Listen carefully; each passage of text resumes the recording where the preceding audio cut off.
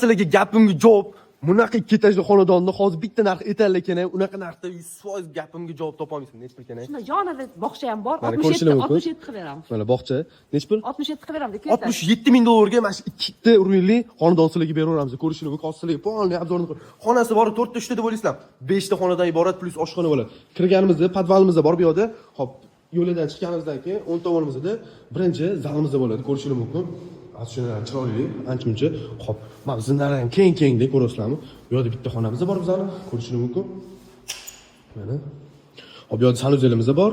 Hop, bu yerda bitta kuxnamiz bor. Hop, zinadan chiqqanimizdan keyin zinlar ham keng-keng baland qilingan, ko'rishingiz mumkin. Hop, chiqqanimizdan keyin chap tomonimizda yana bitta ikkinchi zalimizda kattaligini ko'rasizlar, ekan buni. Endi yan zonasiga ham katta bo'ladi. Hop, yo'lini kattaligini qarang. Chap tomonimizda bitta detskimiz bor.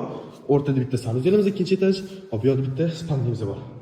Bu xonadonda kassasi kelgan suv Toshkent postdan 7-8 kilometr kirganda, Archa ko'chadan o'tgandan keyin shundoq Kabrasga joylashgan. Bu xonadon sizlarga kimga qiziq bo'lsa, pastga telefon qilib 67 ming dollar kelib turib baraka qo'rsanglar bo'ladi, akam.